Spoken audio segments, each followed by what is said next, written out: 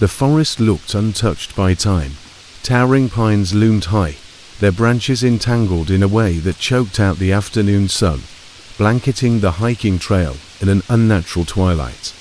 The air was thick with damp moss and pine resin, and the silence, so complete, pressed against the ears like cotton. No birds, no wind, just the sound of boots crushing fallen needles and the occasional whisper of leaves underfoot. Jamie led the group 4 college friends, eager for a backcountry challenge, behind him when you're always with her DSLR hanging from her neck. Isaac, who had read too many survival guides and insisted on carrying a machete. And Priya, quiet and observant, taking in everything with guarded curiosity. They were 2 days into their hike, deep in Oregon's Alder Creek wilderness, chasing the ghost of a story they'd found online, something about a hiker who vanished in 1997 and left behind a cryptic notebook. It was Isaac's idea to find the exact spot. "Come on," he'd said back in their cramped apartment. "It's like real-life Blair Witch, but with rules." The dude literally wrote, "Do not ignore the list." Who writes that and disappears? Jamie had laughed it off then. Now, though, he wasn't laughing. They hadn't expected to find anything. Most missing hikers were swallowed by wilderness, their last traces weathered away by storms and time.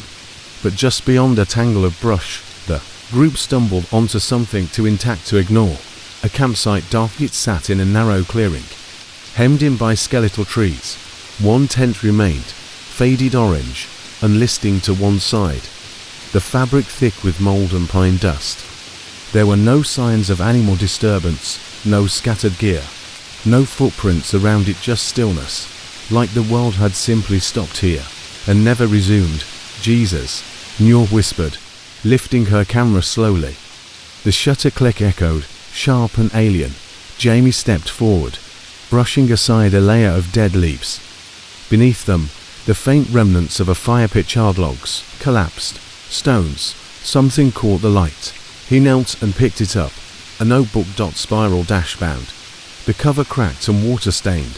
Mud clung to the corners. Faded blue ink scrawled across the front in frantic handwriting. "Do not ignore the rules." He opened it. The pages inside were remarkably preserved, tucked dry between cracked leather and tightly folded edges. The first page had only a short entry. "If you found this, I'm probably dead. Or worse, this is not a prank. These are the rules I followed. And even then, I'm not sure they're enough. Read them, memorize them, obey them. If you don't, you'll end up like me." Below, a numbered list began. "Never leave the trail after dusk. Do not respond to your name being called from the woods. If you hear whistling, don't run, hide." The page ended there. Jamie read it aloud, his voice barely above a whisper. As the last word left his mouth, a breeze stirred the trees, and just like that, the world seemed darker. "Dude, stop," Isaac muttered. "You don't read cursed shit out loud." "I didn't say it was cursed. You didn't have to." "Where's the rest?" Priya asked, her voice calm. "It says, these are the rules I followed. There must be more." Jamie flipped the next page. More entries, but the ink had faded, smudged by age or moisture. Only bits were legible. "Whistles again last night. Didn't move. It passed by. I saw. Third rule is real. Oh God. Eyes. Watching." Suddenly, something clicked, not from the notebook, but from the woods. Snap. Everyone froze. The sound was faint, a single twig cracking in the distance, but in the unnatural silence, it was deafening. Jamie stood slowly, clutching the notebook. "Probably an animal," he said. But Priya shook her head. "No bird sounds, no squirrels. This place is wrong." They backed away from the tent, but Jamie's hand wouldn't let go of the notebook. Something about it pulsed with presence. His heart pounded in his ears. Even Isaac's bravado faded as he eyed the surrounding trees, machete half lifted. That night, they camped barely 100 yards from the site. No one spoke much after nightfall. They built a fire, circled close around it, and for a while, the warmth brought comfort. But then you'll notice something. Her photos of the tent from earlier had blurred in a strange way. The tent, despite being still, had smudged outlines, like it was in motion during the shot. She showed the others. I didn't move, she said, and I've taken thousands of photos in low light. This is ... wrong, Isaac scarfed, but less confidently now. Jamie opened the notebook again. He hadn't wanted to, but something in it called him. This time he skipped ahead. The next clear line was, do not sleep with both ears uncovered. It hears breath. What the hell does that mean? Noor asked, trying to laugh it off. But that night, none of them dared to sleep without a hat or hood pulled low. Jamie couldn't sleep at all. He sat outside the tent, watching the woods, the fire now embers. The notebook rested on his lap. There was a chill in the air, but more than cold, there was expectation, like the forest was holding its breath. Somewhere to the east, down the slope, he heard it, a whistle. Low, slow, 3 notes, and it was moving closer. He turned to call out, then remembered rule 3. If you hear whistling, don't run, hide. Jamie ducked down, crawling beneath the nearby brush, heart racing. The sound grew louder, closer, until it stopped just at the edge of the firelight. From his hiding place, he saw a figure, not quite human. Tall, angular, its limbs too long, its skin pale, the color of birch bark, and stretched tight across its skull. It stood perfectly still for minutes, watching the tent. It had no eyes, just dark, empty holes. Then, it turned its head sharply, as if listening. It took one step toward Jamie's direction. He held his breath, biting down hard on his tongue, to stay silent. Then another whistle. This time, from deeper in the woods. The thing paused, turned, and slowly walked away, fading into the dark. Jamie didn't move until the sun began to rise. When the others stirred, he was already awake, pale, clutching the notebook like a lifeline.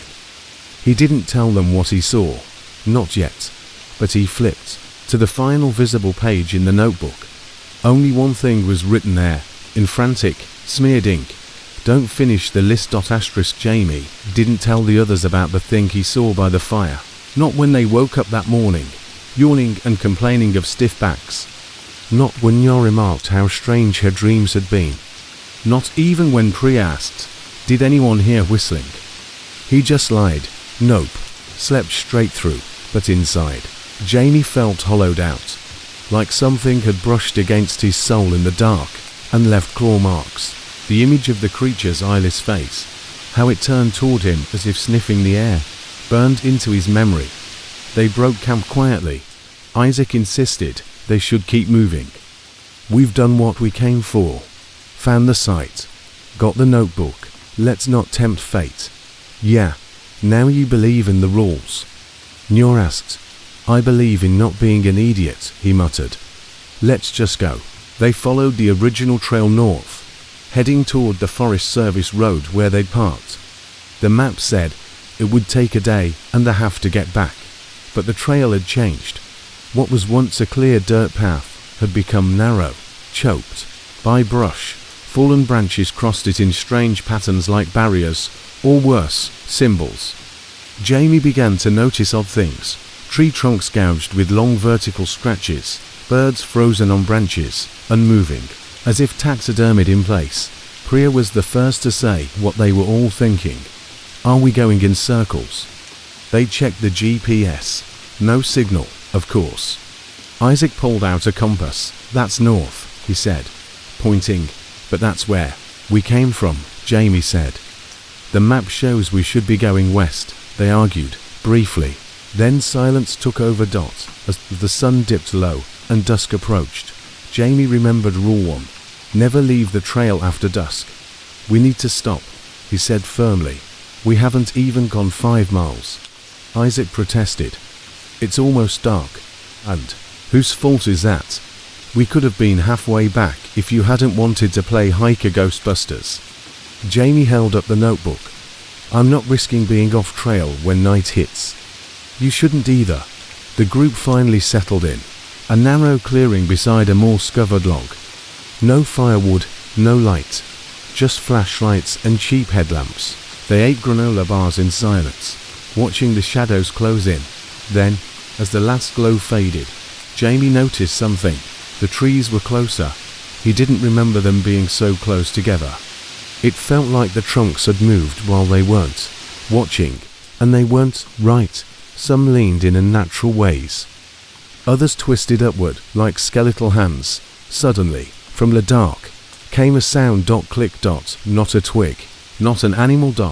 It was mechanical. Jamie turned and saw Priya slowly lifting something in her hands. A metal tin. She found it half buried beside the log, nestled in moss. What is it? Nior asked, crouching beside her. Its single quote says ... old. Like a lunchbox. Jamie took it and brushed off the grime. Inside was another piece of paper, yellowed, damp around the edges, but readable. If you've started following the rules, there are more. I didn't write them. I just found them, but the forest plays by them. You've probably heard it by now. That means it knows you. Once you see it, there's no leaving the woods clean, not unless, new additions. Never walk in a straight line after midnight. It makes it easier to follow. If you see your own footprints leading toward you, run the opposite direction. If you find an extra tent in your camp, don't open it. Burn it. Immediately. Everyone went silent. This is getting way too real. Nior whispered, who keeps leaving these notes? Jamie stared at the page. The writing wasn't the same as the first list. Different hand, more erratic, desperate. Isaac grabbed the tin and tossed it. Okay, done. We're not reading ghost notes in the woods anymore. But, no, we leave at sunrise. We keep walking. And we forget this. Got it. He zipped up his tent and lay down with a grunt. The rest followed suit, reluctantly, except Jamie. He sat by the log, holding the second list in one hand, the notebook in the other. Something about the addition of new rules unsettled him. Like this wasn't a finite list. Like the forest ... added them as you went deeper. And then, he realized something else. His hands were shaking. Not from cold. From fear. He stayed up until his flashlight died. And the batteries in his backup were already running low. As the darkness swallowed him whole, he began to hear it again. The whistle. 3 notes. This time from behind his tent. And then, closer, another. The whistling was coming from both sides. He dove into his tent, yanked the zipper up, and covered both ears. Rule 4. Don't let it hear your breath. He stuffed his hoodie tight around his head, pulled his sleeping bag over, and tried not to breathe at all. But then something changed. A shuffle, then a rippling sound, like canvas tearing. Not from his tent, from Isaac's. Jamie froze. Then Isaac screamed. A single, sharp, blood-curdling scream. Then silence. Then dash crunch. Like bone underfoot. Jamie grabbed the flashlight and burst out of the tent. Isaac's tent was gone. Not destroyed. Gone. Only a square patch of disturbed leaves remained, where it had stood moments ago. A blackened spot marked the center, as if fire had scorched it. But there was no heat, no smoke, and something else. Footprints. Too large to be human, too deep to be recent. They led directly from where Isaac's tent had been, toward the forest. And then, halfway to the tree line, they reversed. The same prints, now leading back toward them. And they were fresh. Jamie's heart seized. He turned and yelled, "Get out of the tents, now!" Nior stumbled out, flashlight, beam slicing through the dark. "What is it?" "Isaac's gone. Get Priya." But Priya was already standing, eyes wide, holding the tin. "It's not done," she said. "What?" "There's more. On the back of the paper. I didn't see it before." She turned the page and read aloud. "If someone disappears in the night, do not say their name for 24 hours. It's how it finds new faces." Jamie's voice caught in his throat. He had screamed Isaac's name twice. He stepped back, stumbling into Nior, and from the woods came a third whistle. This one was broken, warped, like the wind through shattered bone. Then movement, fast, a blur of pale limbs, darting between the trees. It was circling them. Jamie grabbed his pack. We have to go, now. But the rule, don't leave the trail after dusk, Nyor argued. We're already off it. It's too late. Just don't go in a straight line. They ran, through the underbrush, over roots and rocks, stumbling, through patches of moonlight and shadow. They didn't speak, just moved. Zigzagging, changing direction every few feet. Something followed, branches snapped. Breathless rustling. That low, shrill whistle. Then it stopped, all at once. The noise ceased. The three of them stood gasping in a narrow hollow, beneath a broken tree. Silence. Then Priya pointed. Tent. An unfamiliar tent. Grey. Newer. Two-person. It hadn't been there before. They looked at each other. Burn it, Nyor whispered. That was the rule. Burn it. Jamie pulled the emergency fire starter from his pack, flicked the striker, and held it to a clump of dry needles. The fire caught, barely, then grew. They tossed it onto the tent. As the flames consumed it, something screamed from inside. Not a voice. An idea of a voice. It echoed in their skulls, raw, piercing, like something ancient being evicted violently. And then gone. Ash and smoke, swirling into the moonlit air. No one said a word for several minutes. Finally, Jamie said, "We need to keep moving." But the world around them shifted again. The forest path was gone. Only trees. Identical. Perfectly spaced, like a maze that had rearranged itself. And on the ground, a single page, handwritten. When you destroy one of its doors, it opens another. The next will look like one of you. Don't trust it. Don't finish the list. If you do, it learns your name. Jamie stared at the page, then slowly folded it into the notebook. He looked up at Nyor and Priya. Do either of you feel different? Priya didn't answer. Nyor did. I do. But her voice was wrong. To calm. To even. Jamie didn't move. Priya slowly stepped away from Nyor, her eyes narrowing. Say something only you would know. What? Prove you're not the thing. Say something only Nyor would say. Nyor tilted her head. Smiled. And then she whistled. 3 notes. Then charged. Jamie reacted on instinct. He grabbed Priya's arm and yanked her into a sprint, just as the thing wearing Nyor's face lunged forward, with a whistling scream. Leaves flew in every direction as they crashed through the brush, snapping branches and stumbling over roots. In the dark. She's not real, Jamie shouted. That's not her. I know, Priya gasped. It wasn't her smile. Nyor never smiled like that. The forest twisted around them. Trees leaned in, closer than they had before, limbs groaning like joints, no matter how fast they moved. It felt like something was ahead, waiting just out of reach. The night had turned the terrain into a snare. Behind them, the mimic whistled again, slow, sad, and hollow. It didn't chase with feet, but with sound. Its presence stretched, echoing off bark and stone, a sound that traveled faster than thought and deeper than fear. The duo slid into a shallow creek, its freezing water instantly soaking their boots. We have to stop, Priya gasped. Jamie turned to face the direction they'd come from. The whistling had stopped. Then from the darkness ahead came a whisper, not a scream, a whisper. Jamie, help me. His heart dropped. That was Nyor's voice, not the thing's, hers, full of pain, breathless and real. He turned to Priya. She's alive. She's a no. Priya's voice was flat. That's how it hunts. Rule 8. Jamie opened his mouth to argue but stopped. There, just a few feet away in the stream, stood a silhouette, a woman, wet hair clinging to her face, eyes too dark to reflect the moon. She wasn't breathing. She smiled. Too wide. You left me behind, she whispered. The mimic lunged. Jamie and Priya dove in opposite directions, slamming into rocks as water splashed high around them. The creature didn't pursue. It simply stood there in the creek, turning its head toward each of them, then back again. It was choosing But something changed. A light flickered above lanterns, dozens of them, glowing amber through the trees, suspended from nothing, hanging in the air like floating fireflies.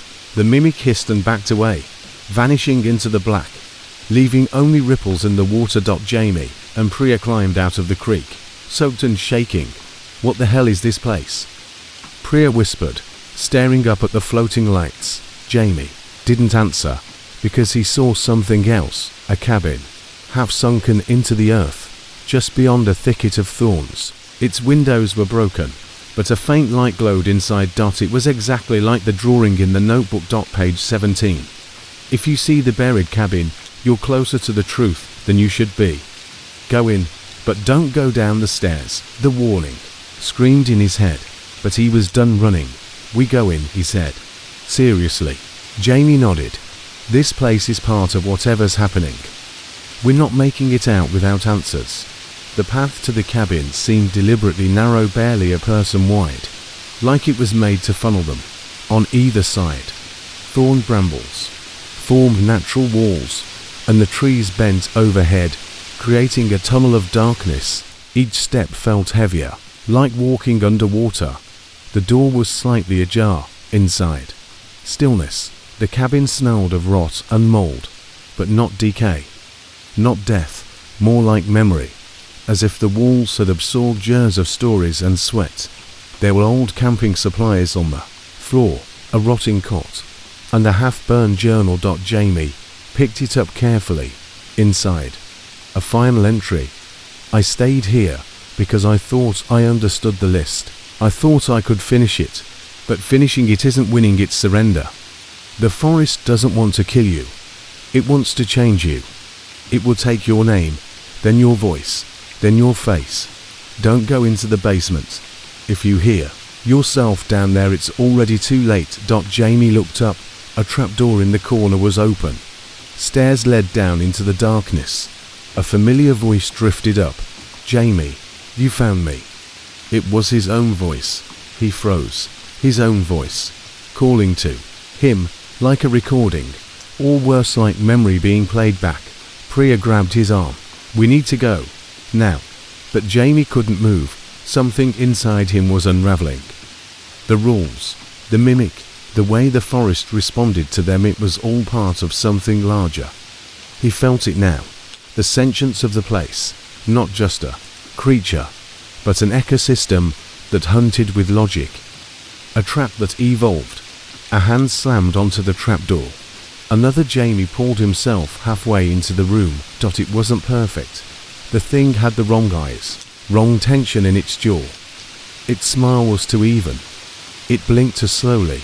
"I understand now," it said. "Come downstairs. You need to see." Then Priya lit the match. She didn't hesitate. She tossed it on the rotting cot, already doused in old lantern oil. The fire erupted instantly. The mimic screamed and fell back into the basement as smoke filled the cabin. "Come on," she yelled, pulling Jamie out the door. They tumbled into the grass as the cabin collapsed behind them. The forest around them groaned like a living thing. Then all was silent, except a new paper on the ground, curling in the heat. Jamie picked it up. The list had changed again. "Once it mimics you, it can never forget you. Burning the source resets the trail, but not the hunt. If you survive 3 nights, you get one chance, one question. Ask it wisely." Jamie looked at Priya. "We've been out here tonight, then we need to make it one more." They didn't sleep that night. They didn't dare. Instead, they sat under the floating lanterns, watching the burned out husk of the cabin slowly sink into itself. And somewhere, deeper in the trees, the whistle continued. Now in Jamie's voice. The sun rose like an apology, soft and pink and far too gentle for what the night had done. Jamie and Priya sat in silence beneath the smoldered remains of the forest's floating lanterns. The fire had destroyed the mimic for now, or at least the body it had stolen. But its voice, twisted and clean, still echoed faintly from the trees. It was Jamie's voice now, and it was calling to Priya. She hadn't said anything, not since the flames died. Her eyes were red, not from smoke but from the look in them. Like she wasn't sure Jamie was still Jamie. He didn't blame her. "You still with me?" he finally asked. Priya gave the barest nod. "You know I'm real, right?" Another nod. But she didn't meet his eyes. Jamie sighed and pulled out the notebook again. The page from last night, the one with the new rules, was burned at the corner. As if it had resisted being pulled from the fire, Rule 12 stuck with him. If you survive 3 nights, you get 1 chance, 1 question. Ask it wisely. It wasn't hope. It was something worse. A bargain. "I think we need to find whoever wrote this," Jamie muttered. Priya looked over finally, her voice dry. "You think they're still alive?" He opened to the front cover. Scribbled there in faded pencil, "Find me where the rocks watch the river." It wasn't much, but it was something. They walked east, following the dry stream that snaked, like a scar through the forest. At first, it was just Jamie and Priya, the trees, and the ever-listening quiet. But as they moved deeper into the unmarked terrain, things began to shift again. Not just the landscape. Jamie couldn't explain it. The sun would rise, then suddenly be lower than before. The shadows changed directions mid-step. The sound of birdsong looped like a broken recording. He glanced at his watch. It was blinking. 12 o'clock, 12 o'clock, 12 o'clock. Over and over. They passed the same stump 3 times. The 3rd time, it had names carved into it. "Neil Peter Reklm shit," Jamie whispered. "It's a loop." Priya touched the stump carefully. They were all here. How do we break it? A wind blew past, impossibly cold, and it carried a whisper. "Finish the list." The loop broke when they found the rocks. A natural cliff. Wall of layered stone rose suddenly from the trees, veined with quartz and moss. At the top, 3 great boulders jutted out like leaning heads, all facing the same direction.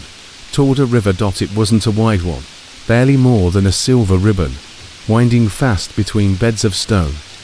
But its current moved with purpose, like it knew where it was going. At the edge, a small lean-to made of scavenged wood and plastic sheets. A fire pit. Old footprints, a journal. And a skeleton. Priya sank to her knees. God. The bones were half buried, grown through with moss and lichen. Whoever this was, they'd been here for a long time. A backpack sat nearby, mouldy but sealed tight. Jamie unzipped it and pulled out a wrapped plastic sheet. Inside, multiple journals, batteries, matches, and pages. So many pages of rewritten versions of the list. Some pages had whole sentences scribbled out. Others had detailed diagrams of the creature's mouth, its smile width, the way it mimicked breath, the delay in its blinking, and notes like, "Never accepts water from you, doesn't know new memories, only the ones it watches you make. If you speak a lie, it repeats it as truth. Dangerous, 1 mimic per traveler. You can't save anyone but yourself." Jamie sat down and started reading, flipping page after page. Each journal seemed to belong to him. The last one was different. It wasn't handwritten. It was typed, maybe from a portable typewriter. DAY 34. "I am now certain that the list is not a single set of rules. It shifts depending on who you are, what you fear, and what you regret. It knows what you're most likely to break. I think the mimic is only part of it. There are others. I've seen their shadows. Some crawl, some fly, one whistles. The forest is a test. But I don't know what we're being judged for." Day 41. "I saw myself today." He asked me a question I haven't answered in 20 years. "Why did you let her drown?" I think the forest wants me to answer, but I don't know how. If you're reading this, maybe you still have time. Finish the list, survive 3 nights, then ask your question.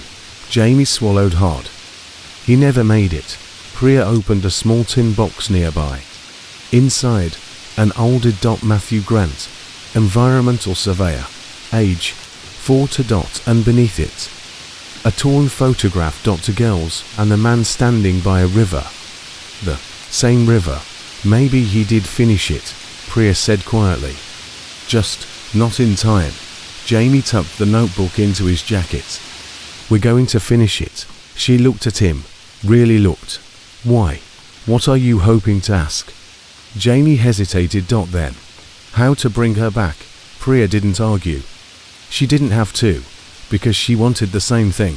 They set up camp by the cliff wall. It felt neutral. Not safe, but less hostile.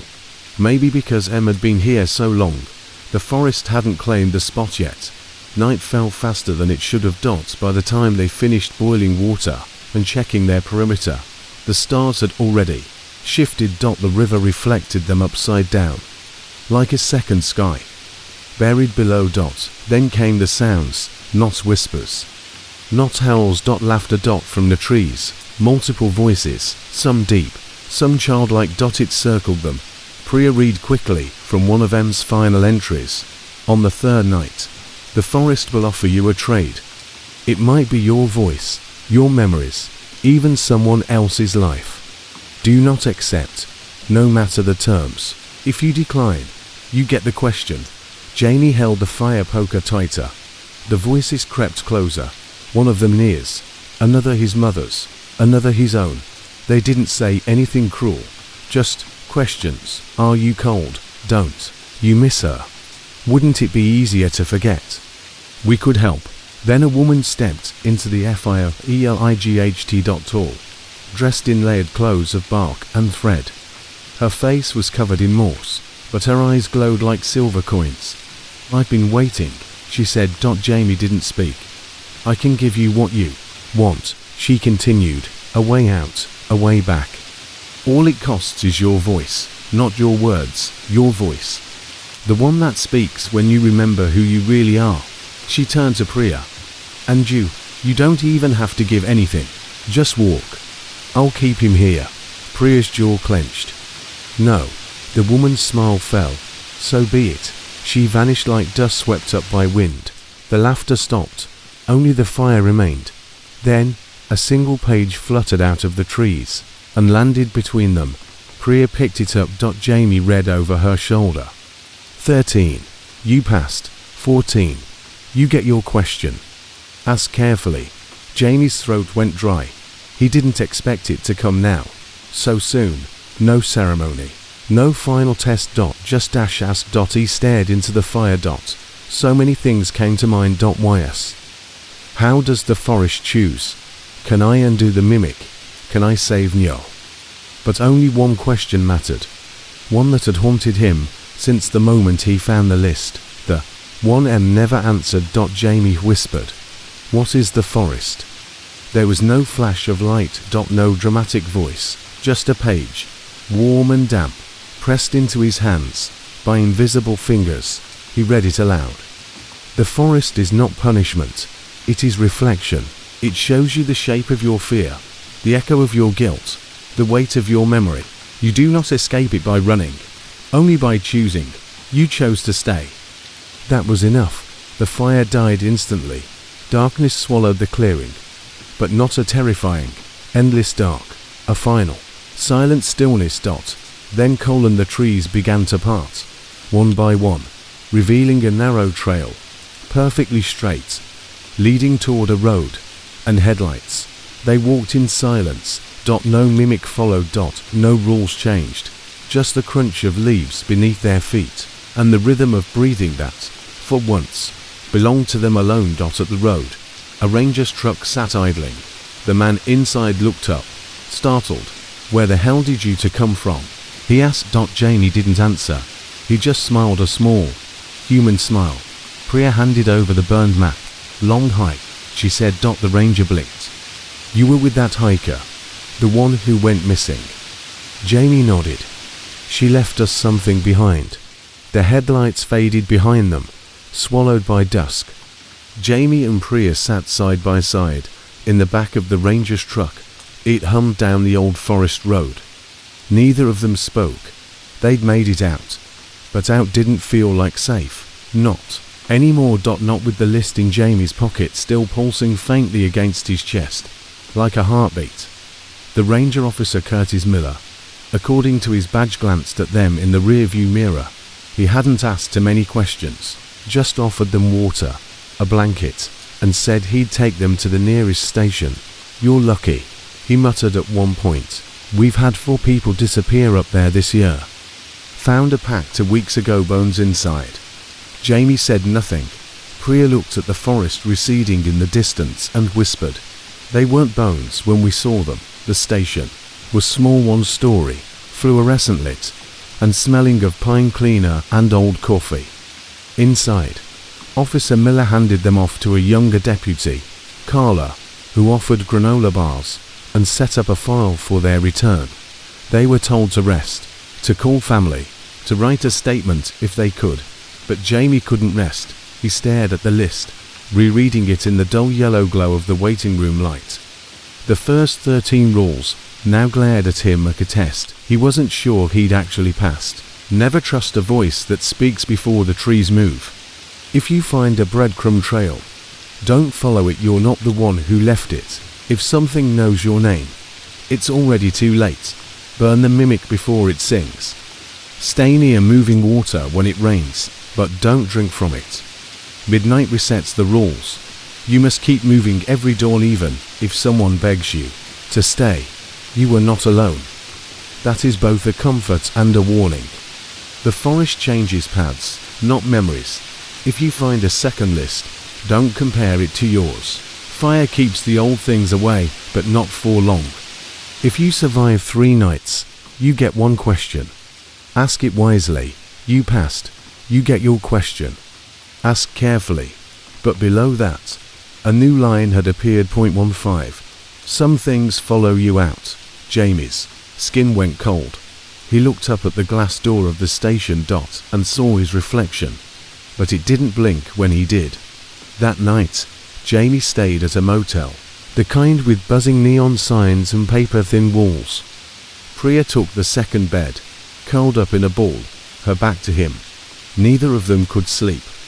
The list sat between them on the table, next to a half-melted ice bucket and a remote that didn't work. "Do you feel different?" Priya asked. Jamie hesitated. "Yeah, I keep hearing things, like an echo. Not just sound, thoughts." Jamie sat up, rubbing his face. "It's not over." Priya turned to face him. "I don't think it ever ends. Not really." They stared at the list again.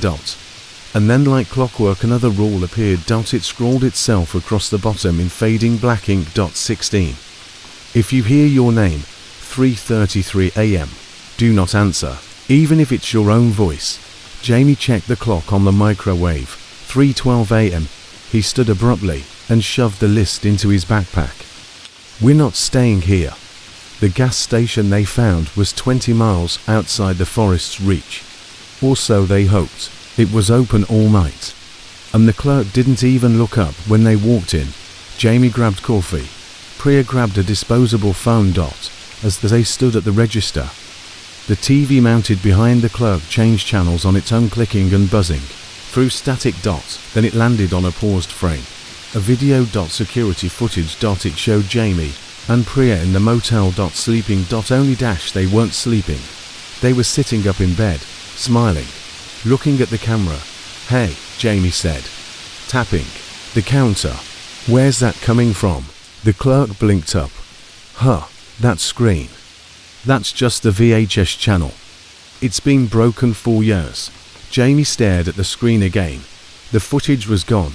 "Just know now." Priya grabbed his hand. "We're being watched." Back in the car, one they rented just hours ago using Jamie's emergency credit, they drove with no destination. Just away. Far from the forest, far from the trail, far from anything that felt like a loop. They didn't stop until the sun rose behind them, warm and brilliant and quiet.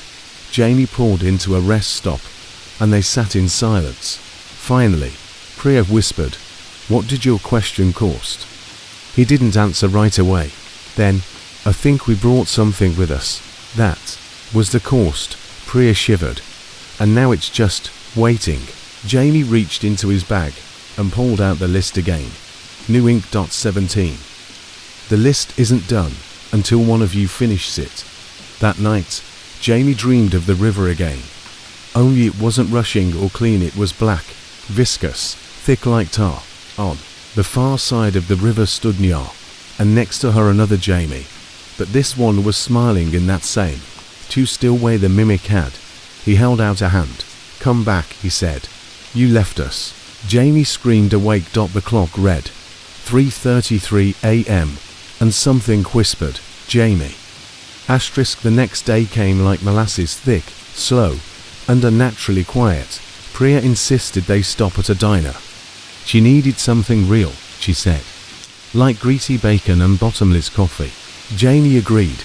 But as he ate, everything tasted wrong. Not rotten, just wrong. Like food cooked in a kitchen that didn't belong to this world. Outside the window, a woman in a yellow coat watched them. She didn't blink for 20 minutes. When Jamie got up to confront her, she was gone. They tried the police again. "We've been followed," Jamie told Officer Carla over the motel landline. "Strange things keep happening." He didn't say the list is alive. That would have ended the conversation. But Carla listened. "You sure you're not just traumatized?" Jamie nearly laughed. "We passed Rule 13. We're supposed to be safe now." "Rules?" Carla asked, suddenly alert. He hesitated. "Forget it." Then, her voice changed. Slower, like her words were being spoken from behind a wall. "You never got your question, Jamie.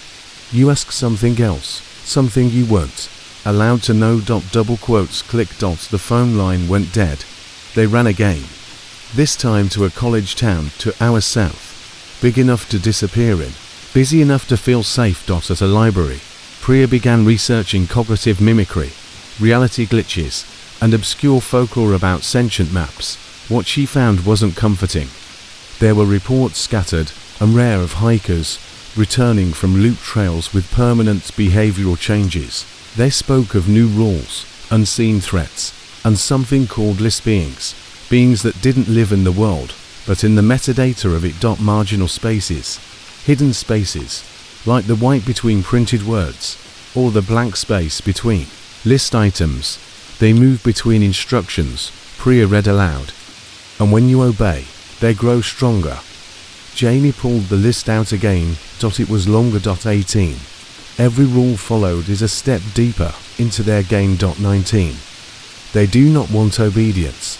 They want obsession. 20. If you reread this list many times, it begins reading you. His mouth went dry. He had read the list every day. Multiple times a day. Looking for meaning. Looking for signs. He looked up. At the back of the library someone stood in the fiction aisle. Wearing his shirt. Staring. Not moving. Jamie shoved the list into his jacket and grabbed Priya's hand. "We have to go." Back at the motel, Priya wouldn't stop shaking. "They're not just in the forest," she whispered. "They're in the idea of the forest." Jamie tried to calm her. "It's in our heads. It has to be. It's like we brought the fear with us. Then why?" She pointed to the mirror. "Did you write that?" He turned. Scrawled in black ink across the mirror center were the words, 21. Priya has been reading the wrong list. She backed away. "Jamie." He looked at her. Then at her backpack. He reached in and pulled out a second list. Not handwritten. Typed. Neat, clean margins. 37 rules, but none of them matched his. The first one read, "If Jamie asks to leave, say no. You're safer in his loop than your own." They didn't sleep. Just sat on the edge of the bed, comparing their rules. Hers seemed designed to keep her close to Jamie. His seemed meant to pull him away from everyone. "To people can't leave the same loop," Jamie muttered. Priya shook her head. "No, we're not supposed to compare lists. Remember Rule 10 on yours," he nodded. "If you find a second list, don't compare it to yours. Too late." The lights flickered. The air felt thicker, like they were underwater. Jamie felt something crawl under his skin. Literally. He screamed and pulled up his sleeve. A new line of ink slithered down his forearm. A tattoo. The price of breaking Rule 10 is shared hallucination. Then. You'll now begin seeing your death before it happens. It started subtly. Jamie opened a fridge, saw his own frozen corpse. Closed it. Opened it again, just soda. He blinked. Priya turned to speak, blood suddenly gushing from her nose. Then it was gone. No trace. The hallucinations were timed. Predictable. Almost like warnings. I think we're being conditioned, Jamie whispered. Priya nodded. To stop trusting reality. To obey only the list. Jamie suddenly looked at his phone. A new note had appeared in his notes app. It just said, 24. Your list is a parasite. They tried to destroy them. Jamie burned his copy. Priya tore hers into a river. It didn't matter. They reappeared in their bags. Then in their pockets. Then dashed somehow on their skin. Tattooed along spines. Under the scalp. Jamie found one behind his left knee. Rule to 7. It read, if you've come this far, it's already writing your ending. Desperate, they checked into a hospital. Jamie claimed hallucinations, delirium, memory lapses. They ran tests. Blood work. Everything came back normal except one thing. When they scanned his spine, the technician gasped. Jamie craned his neck to see the image, and there it was, a line of perfect rectangular shapes etched along his spinal cord. Looks like writing, the tech said. Pale. He was sent to psych evaluation, but the doctor never came. Instead, a woman entered wearing a forest ranger's badge, only there were no woods around 4 miles. She held out a manila envelope. Inside, a third list. Typed. Untouched. Only one line. You are now inside the list. Priya vanished that night. Jamie woke to her bed empty, the sheets still warm. Her backpack gone. No note. No goodbye. Just one new entry on his skin. 28. The list needs solitude to feed. And then 29. Go back to the forest. Alone. Jamie looked at himself in the mirror. His eyes were too dark. Too hollow. Too familiar. His reflection whispered, you're almost ready to become a rule. Asterisk. Different colors. Green, not red. And the air felt hollow, like it wasn't made for breathing anymore. Still, Jamie walked. At first, it felt like deja vu. Same creak in the left tree, same scratch marks in the bark. But then came new signs. Tattered orange ribbon fluttered on a branch, a tag attached, list carriers only. Further down, a worn stone with carved numbers, 31. You are now being read. The whispering started again, not voices, but page turning, slow and rhythmic. Somewhere above, somewhere within, he set up camp in the clearing, where the first hikers had disappeared. The forest had reclaimed their fire pit, covering it with moss and sprouting white, finger-like fungi. At 3:12 a.m. the forest went silent. No wind. No insects. No birds. Just a hum deep and low, like an engine turning in the center of the earth. Jamie crawled out of his tent and turned on his flashlight. Every tree around the clearing had carvings now. Not natural ones, not names, sentences, hundreds of them, spiraling up the trunks in tightly packed lines. I found the list and tried to burn it. She made me eat it. It's under my skin now. I wrote a new rule, and it killed my brother. You cannot escape the white between the words.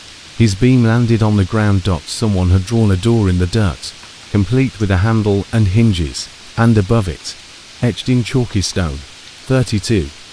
Open this door only if you seek the author. Jamie stared. He remembered the mirror message in the motel. Priya had the wrong list. He had to know who wrote it. He took a breath, dropped to his knees, and opened the dirt door. Nothing happened, until the earth began to shift. He fell, not physically, but linguistically. As if the laws of physics were retyped mid-step. Suddenly, he was in a library, but not one made of shelves and lamps.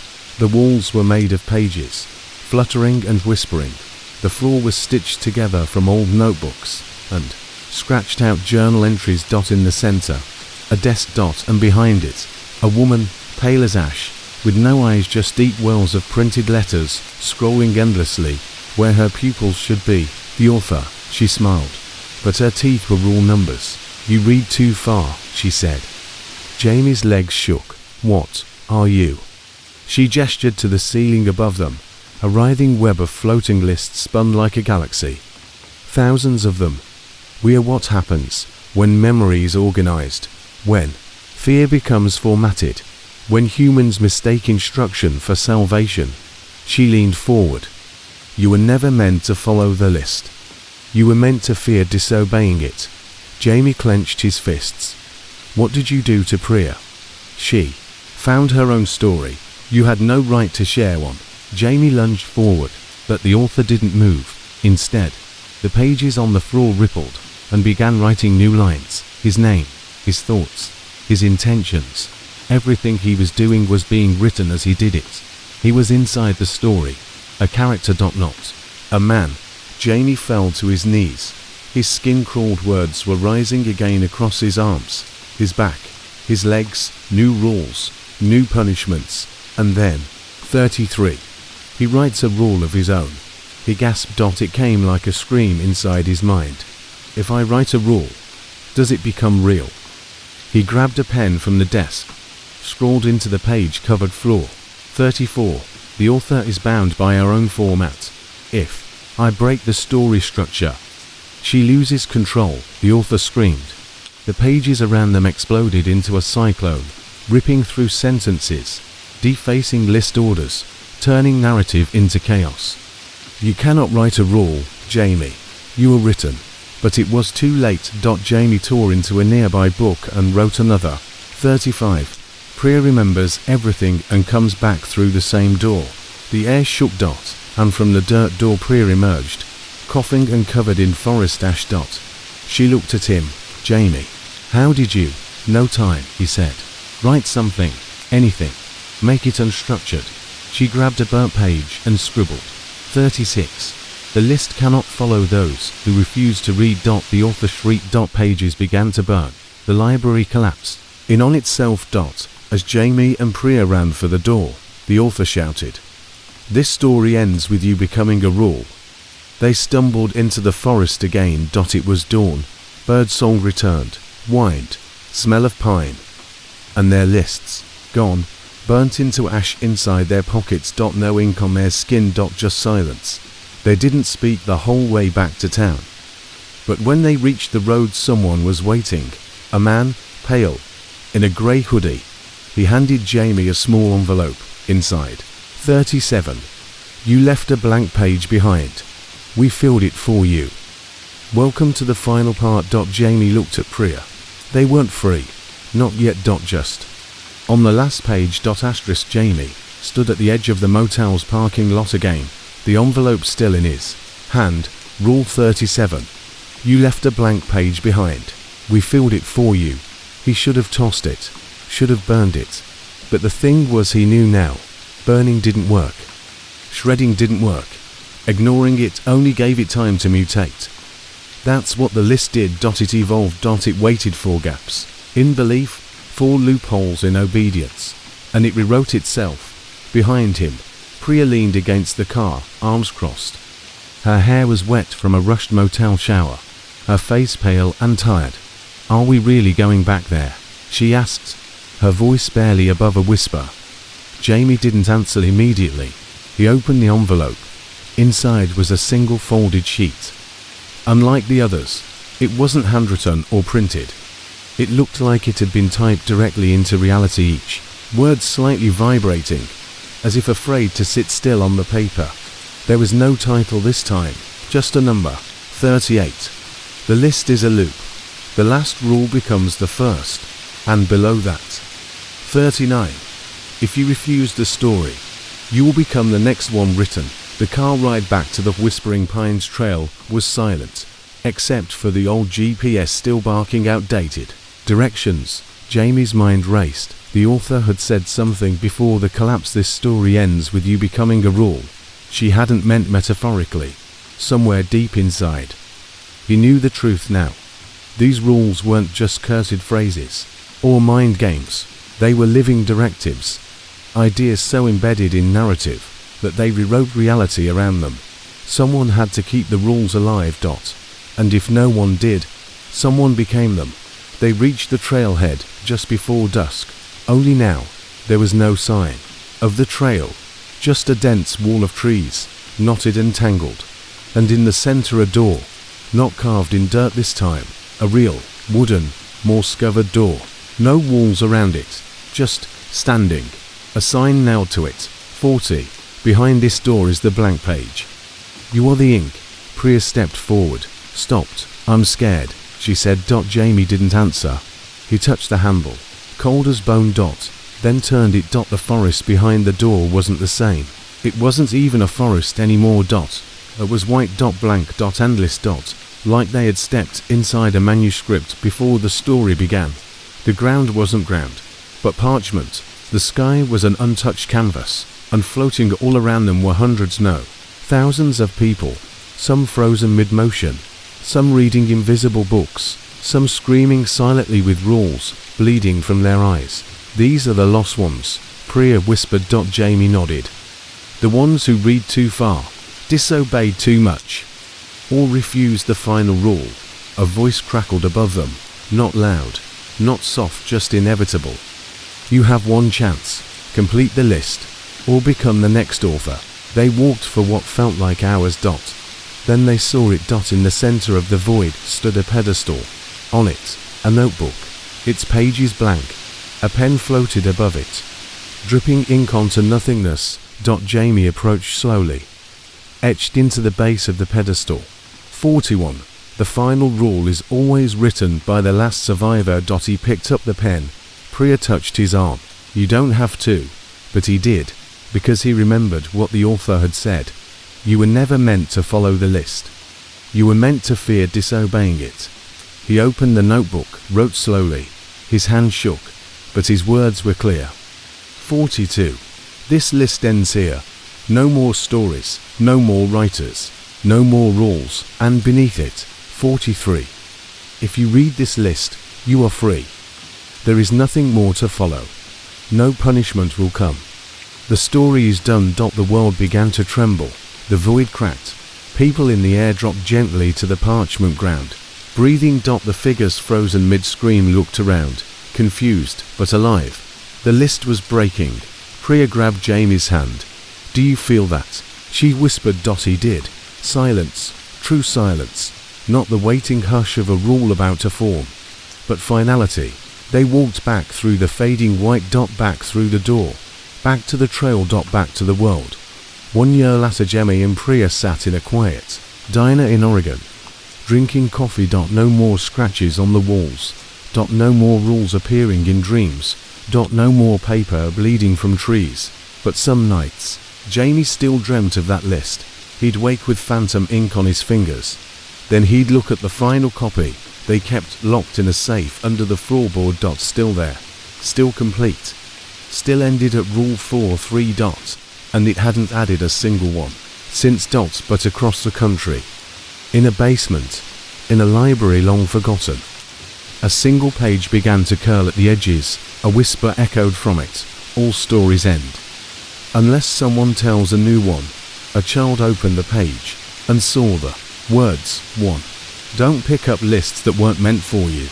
The wind howled as Jamie and Neil drove away from the gas station, gravel crunching under tires. The road curved back toward the house, though they hadn't planned it that way. Neil stared out the window, knuckles white around a crumpled copy of the list they had found, now stained, creased, and trembling in her grip. The paper now had 8 steps. The last one had appeared at some point in the night. Step 8. Don't think about the walls. It's a joke, Jamie muttered. A sick joke. Then why do I hear scratching even when I close my ears? He didn't have an answer. Neither did the GPS, which spun in circles as they approached the familiar gravel drive of the house. It hadn't been their plan. They had tried to leave. Tried every road, every route, even backtracked, but every attempt folded back to here. The thing in the walls didn't just want them to leave, it wanted them to try. They pulled into the driveway again, hearts pounding. The door creaked open, without a touch. Bobo's carrier sat there, pristine, unopened, with no sign of fur. The walls were silent. Then came the ticking, tick, tick, tick. It came from every room, from within every wall. A countdown. Inside, the house had changed again. Paintings had shifted. Mirrors reflected unfamiliar versions of them. Nya stood in front of one and gasped. Her eyes were pitch black in the reflection.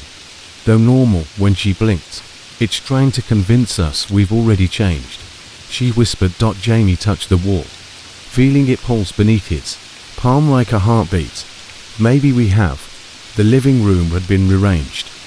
A single chair sat in the center, facing a television that now showed static. Nya stepped forward. On the screen, grainy footage played. It was them moving through the house, talking, crying. Then it cut to the attic. A version of Jamie and Nya stood there, pale and exhausted, walls closing in. Something inside the ceiling stretched long fingers down toward their heads. The footage looped. This already happened, Nya whispered. Jamie clenched his fists. All is about to. They ascended the stairs. Each one creaked like a scream. When they reached the hallway, the air grew thicker. Dust floated, heavy as snowflakes. Nya opened the attic door. This time, it didn't creak. It groaned. Inside the attic was a circle of chairs. Each one held a notebook. Each notebook was labeled with a name. All of them were crossed out, except one. Jamie. He approached it with slow, trembling steps, opened the cover.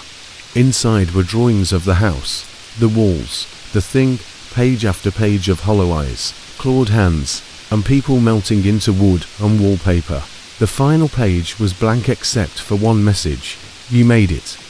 Step 9. Leave someone behind. Nya gasped. No, that's not. This wasn't part of it. The attic door slammed shut behind them. From the walls, scratching returned, but now it was inside their skulls. They argued, yelled, pleaded with the walls. The thing fed on the tension. The house whispered a single word. Choose. Jamie stood back. It wants us to pick who stays. Nya clutched his arm. We're not doing that. We're breaking this. We're not playing by its rules anymore. The walls rippled, angry now. Behind them, the attic hatch began to open again. I'll do it, Jamie said quietly. What? I'll stay. You go. No, don't you even, Jamie. We leave together. He kissed her forehead. That's what I wanted, but it won't let us. One leaves, or neither. She shook her head, tears streaming. Then we die together. But the house didn't want that. It was waiting. And it was tired of waiting. The thing in the walls burst through a distortion. A shadow with limbs like branches, eyes like tunnels. It didn't scream. It simply loomed. Then Nya did something no one had done before. She screamed back. Not in fear, but in defiance. You don't make the rules. You never did. The thing stopped. The scratching paused. Jamie's eyes widened. Nya, it's listening. She stepped forward. You're trapped too, aren't you? Trapped in this house, in the rules. The thing pulsed, shifting. You want someone to take your place. That made it recoil. It retreated into the corner, trembling. Jamie realized what it meant. That's why it makes people disappear. That's why the notes are always there. It needs replacements. Nya turned to Jamie. We don't need to leave someone behind. She reached into her pocket and pulled out the final rule, now changing before their eyes. Step 10. Rewrite the rules. They descended into the basement. The walls were bleeding inkwords smeared across the surfaces. Jamie grabbed a nail and scratched something new into the wood. Step 1. Don't listen. Step 2. Don't fear. Step 3. Take back your house. The walls shook. The house shrieked. And then it split. A massive crack opened across the floor, revealing a void. The thing screamed, not in power but in pain. They grabbed hands and leapt across the chasm. The house collapsed behind them.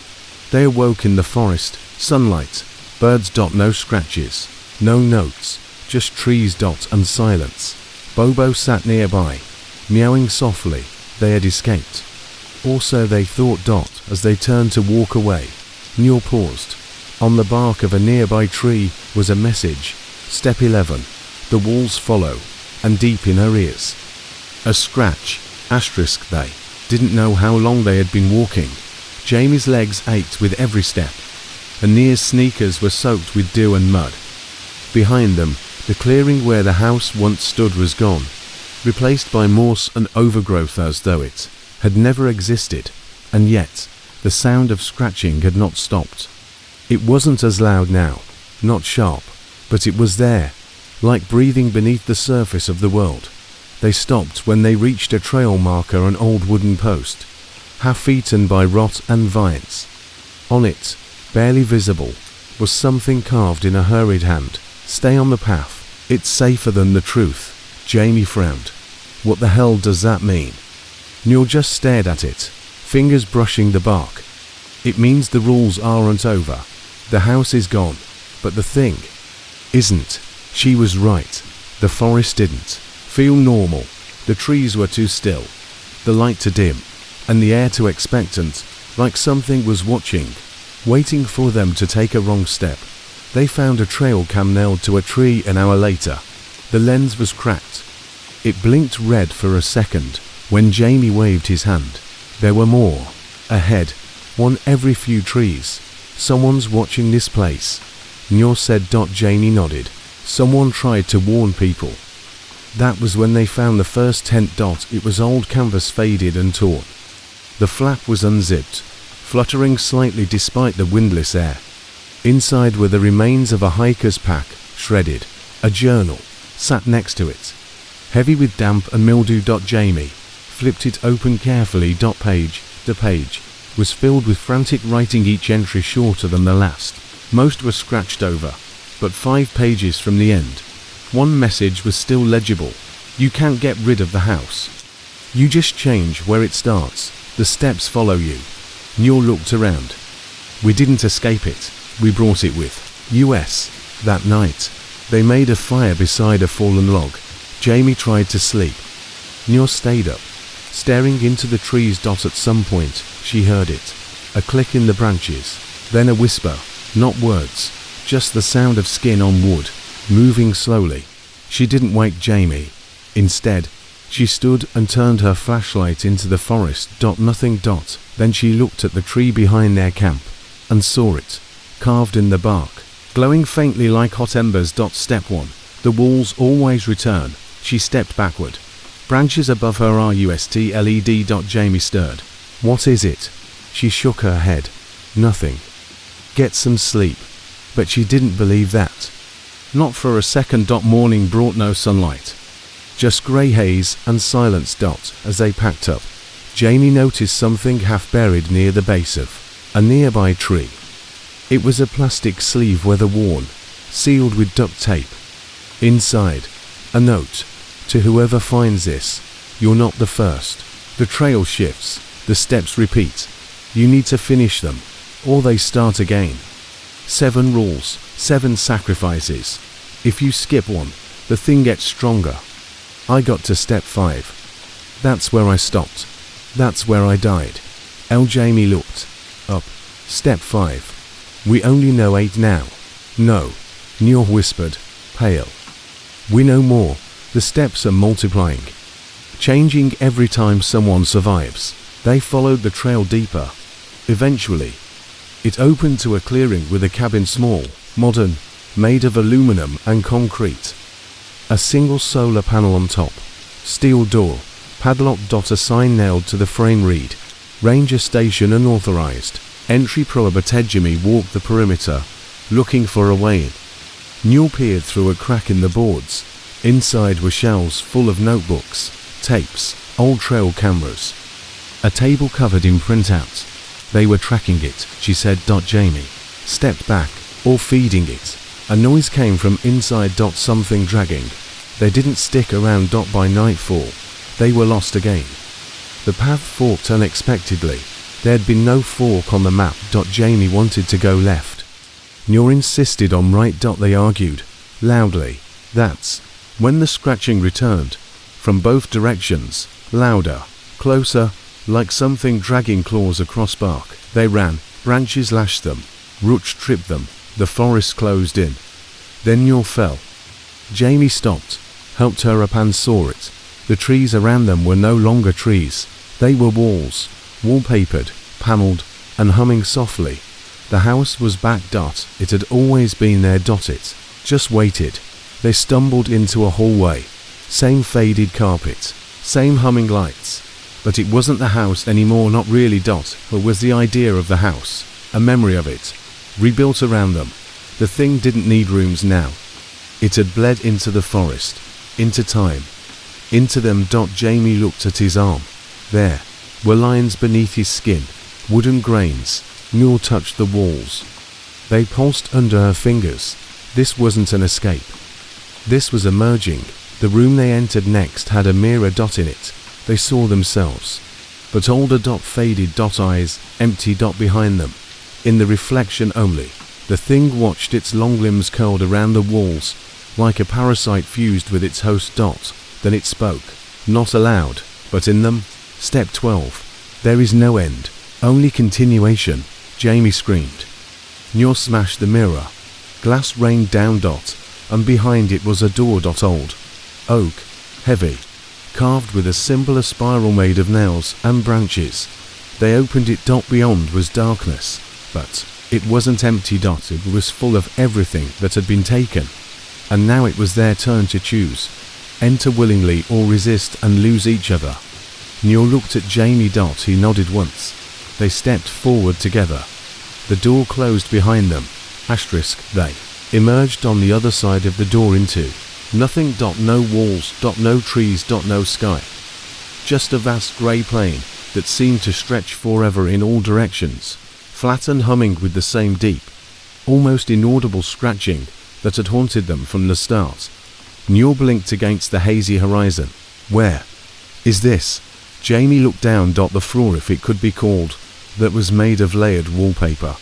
Endless overlapping strips of all the old house patterns they had seen. The floral swirls, the green vines, the grey vertical lines, all peeling, all scratched. It built its own world, Jamie murmured. From the memories it took, they started walking. There was nowhere to go, but their feet moved anyway. 4 hours, they walked. And the farther they went, the more familiar the sights became. A door, here, a hallway, a broken lamp on the floor. These weren't random. These were the rooms they had fled from. And then came the voices. Not distant, not dreamlike. Clear, personal. Their own voices screaming, crying, whispering, laughing. They passed a child's bedroom and heard Jamie as a 10-year-old crying under the covers, begging for the scratching to stop. They passed a kitchen, warped and floating in the grey, and heard Noor arguing with her mother about running away from home, every trauma, every secret, every fear. The thing had taken them all, one step at a time, and now it was showing them back. Then they reached the center, a round space, a table, a single chair, and the book. The same leather-bound journal they had seen in pieces before. Now whole. Now waiting. Jamie picked it up. The cover pulsed warm beneath his fingertips. Inside were pages of rules, handwritten, crossed out, rewritten, and added again. Every rule from the hikers, the notes, the walls, but the last page was blank, until they turned to it. Then words wrote themselves. Step 7. Name the house, or it names you. Jamie recoiled. What does that mean? Nia's voice shook. If we don't claim it, it claims us. Jamie closed the book. We name it, but name it what? They heard it then. The thing, not in the shadows, not hiding, right there, crawling from beneath the floor. It looked like the walls themselves had learned to walk. Long limbs made of beams and nails, a torso like a cracked window, a face made of rotting wallpaper, and screaming mouths. It towered above them, its voice echoing in their minds. Say my name, or forget your own. Jamie held Nia's hand. We do it together. They looked at the thing and said the name together, a word that felt like it had been buried in them all along. Hollow heart. The thing froze. A ripple went through the plain. The walls around them cracked and splintered. The sky above turned dark, and then the thing screamed, not in anger, not in pain, but in release. Its limbs crumbled. Its torso collapsed inward, and it disappeared, swallowed by the name they had given it, bound by it. The grey plain shivered and began to break apart, as if it had only ever been a dream.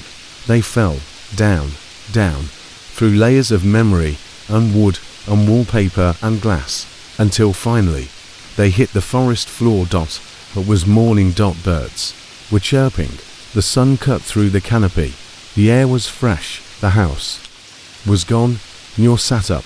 Her hand was still in Jamie's. Is it over? Jamie nodded slowly. We named it. We finished the 7th step. But even as they stood, even as they found the real trail again and staggered down it toward the nearest town, even as people greeted them like survivors, Jamie couldn't help but glance back at the trees. Somewhere, faint, far off, he heard a scratch. Just one. And then silence. They had walked 4 miles. The forest was still, still. The kind of silence that didn't feel like peace, but like everything was holding its breath. Jamie and Nyor stepped carefully, half expecting the trees to whisper, for the walls of the Hollow Heart house to reassemble themselves in the canopy. But the house was gone. Its physical form ripped from existence when they spoke the 7th step. Only the name remained.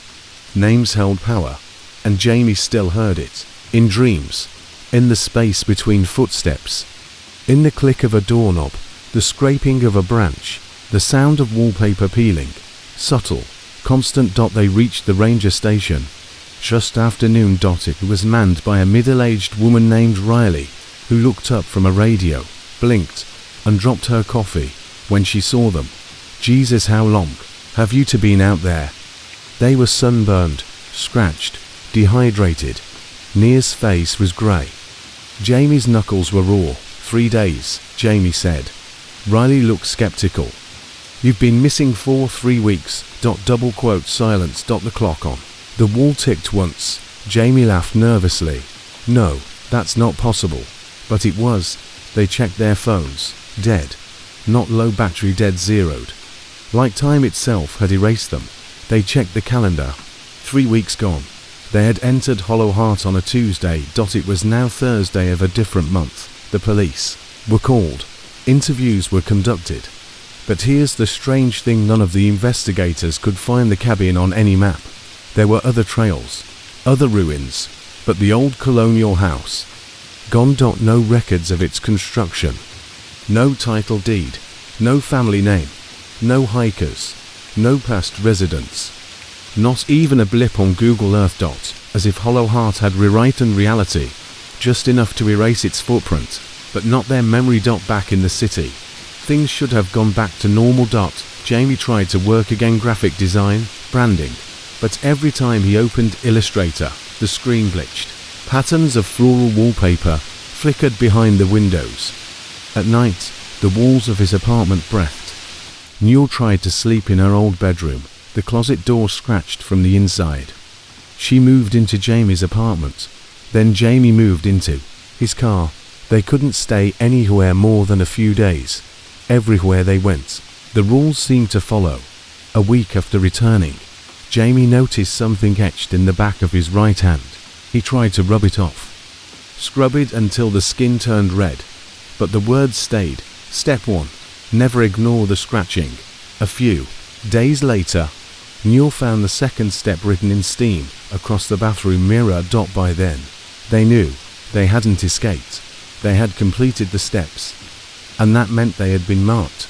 They checked in with one of those paranormal investigators, a woman named Dr. Hadley, who had published a book on cursed memory loops.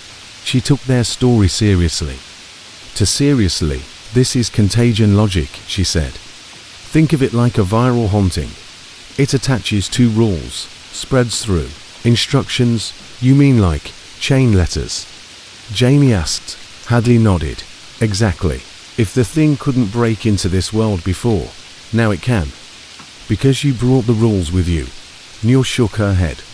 We didn't write anything down. You remembered them, Hadley said. That's enough. The thing in the walls isn't a ghost. It's a law with will. That night, Hadley went missing. Her house was found empty, except for the walls, which were shredded. 7 long, jagged scratches ran from her hallway to her bedroom.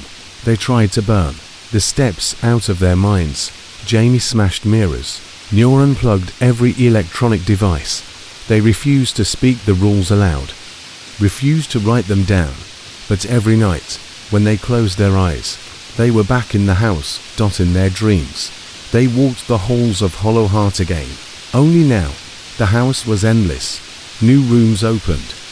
New doors closed behind them. The thing watched. It didn't chase them. It didn't have to. Because they had named it. Because now, it had theirs. On the final night, Jamie had a dream. He was back in the entryway, the place where he'd first scratched the wall by accident. But this time, someone else stood in the hall. A young girl. She turned slowly to face him. "Did you see the list?" she asked. Jamie nodded. "Did you finish it?" Another nod. The girl's face twisted. "Then why are you still here?" Before he could answer, the walls erupted. The thing dragged itself through the wallpaper again, mouths screaming, eyes blinking like roaches behind rotting wood. Jamie woke up choking. Noor was gone. He found her on the roof. Standing at the edge, whispering. Her feet bare, her eyes wide. 7 steps, she said. But it didn't end. It was supposed to end. Jamie pulled her back. It didn't end because it's not a test. Noor turned to him. "Then what is it?" Jamie exhaled slowly. "A map. They packed that night. Left everything behind. No notes. No messages. Just the clothes on their backs and a worn old map of the mountain trail. They walked for 2 days. And found the clearing. The house wasn't there, but the foundation was. The black stone floor. The hollow square where the house once stood. They stood in the center. And Jamie said aloud, "Step 8. Return to the source." There was no thunder, no scream, only silence. And then the ground beneath them opened. They did not fall. They descended slowly, gently, as if the walls had become air. Jamie and Noor are still there, not lost, not trapped, but bound. They live in the breathing house now, a house without shape, without time, without exits. They walk its rooms. They follow the steps. They write new ones, because someone else will come, eventually, a camper, a hiker, a couple on a spontaneous trip, and they will see the list. And they will think they can survive. The 7 steps, as left behind by the missing hiker, are ignored or scratching. Don't bring anything made of glass. When you see the eyes in the wallpaper, look away. Don't open a door that wasn't there before. If someone offers you tea, decline no matter how thirsty you are. If your name is whispered, do not answer. Name the house, or it names you. Somewhere, in a park ranger's drawer, sits a torn piece of paper with these 7 rules scribbled in faded ink. There's no date. No author. Just a title at the top. The list left behind by the missing hiker. And, on the back, one more line, newly written in a careful, trembling hand. If you're reading this, it's already too late. The end.